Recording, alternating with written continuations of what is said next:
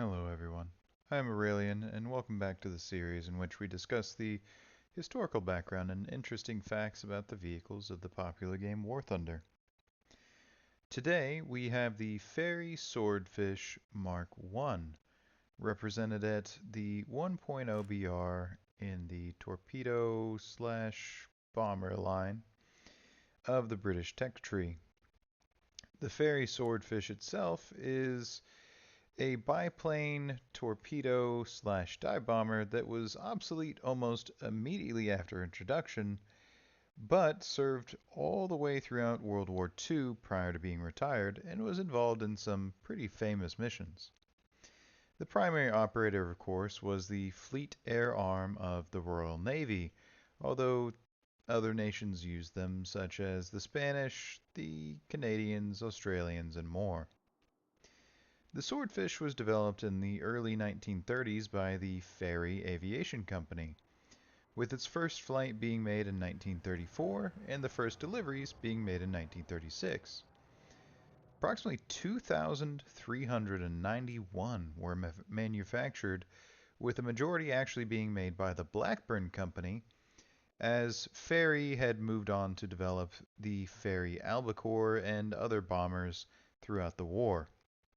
Later on, more variants were made which included radars, better engines, rocket rails, and some even float planes. The Swordfish, when it entered service, was essentially a relic.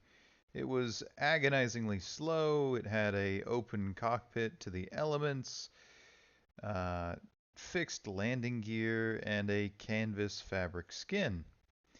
Its nickname among sailors and aviators was String Bag because of the various equipment and supplies it was able to take. Much like Mary Poppins' bag, where you can just pull anything out. The Swordfish's primary role was that of a torpedo bomber and reconnaissance aircraft, but it could use dive bombs and did on occasion.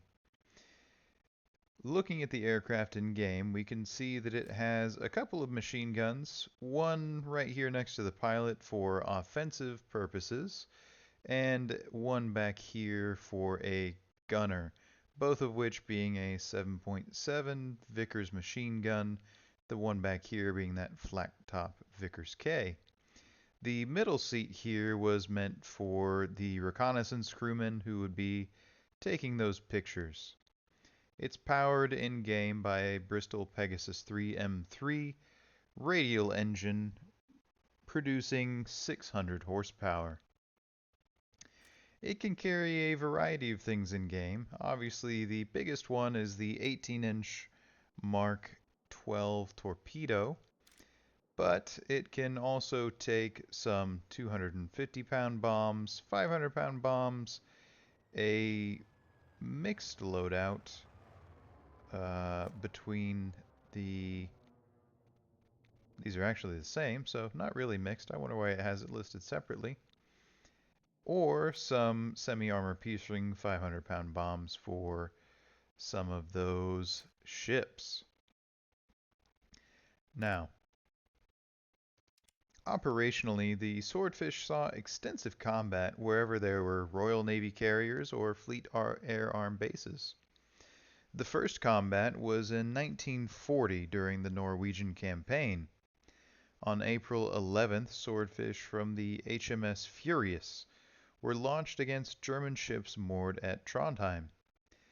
They thought that there was going to be a whole bunch of German ships, but really there was only two destroyers, and they did manage to torpedo one, resulting in the first torpedo hit by a plane in the war. The Swordfish was kind of the key centerpiece for two very famous battles, the raid at Taranto and the sinking of the battleship Bismarck. Now, they were used in every theater across the entirety of World War II and were constantly involved in reconnaissance missions, naval air attacks, and more. First, we'll speak about the raid at Taranto, which was a defining moment for naval aviation, cementing their status as the future of naval warfare, that being planes. On November 11th, 1940, 21 swordfish from the HMS Illustrious were launched against the anchored Regia Marina in the harbor of Taranto. The Italians used a fleet-in-being process where they had a bunch of battleships moored in a row, which we can all imagine why that's a bad idea. In the course of a few waves, the swordfish dealt devastating blows to the Italian fleet, resulting in 3 battleships, 1 heavy cruiser, 2 destroyers, and 2 fighters being heavily damaged, disabled, or destroyed. In return, out of the 21 swordfish, only 2 of them were shot down. This raid is very likely used as a reference for Japanese planners when they were figuring out how to conduct the attack on Pearl Harbor. Later on in the war, on the 26th of May 1941, the battleship Bismarck was sunk by a Royal Navy task force. Previously a terror on the seas, it was attacked by 15 swordfish from the HMS Ark Royal, which they were launched despite some pretty crappy weather conditions.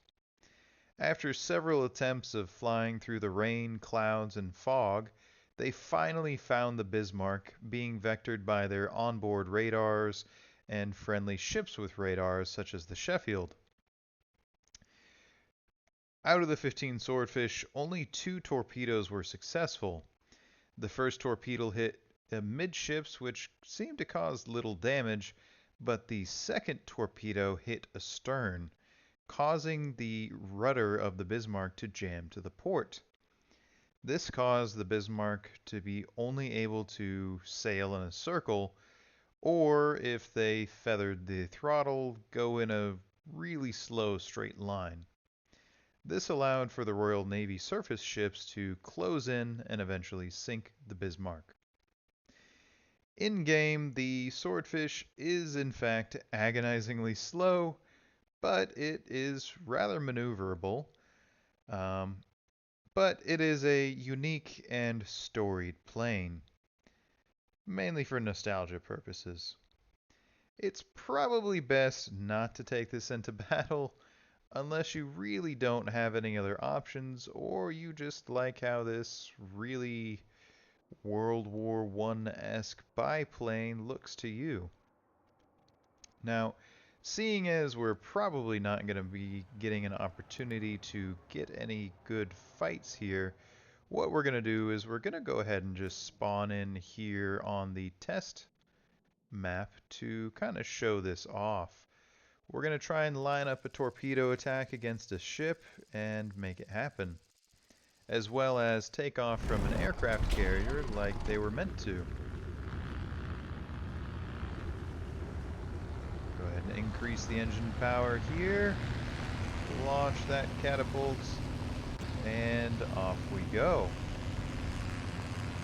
Now, as you can see, I don't have this plane spaded because it's kind of difficult to play, and I don't really have a lot of golden eagles, but we're going to fly around here and try and line up a torpedo strike here against, we'll go with this Admiral Hipper class. Get nice and close. I don't really know the arming distance, but we'll go ahead and drop the torpedo, aiming for amidships.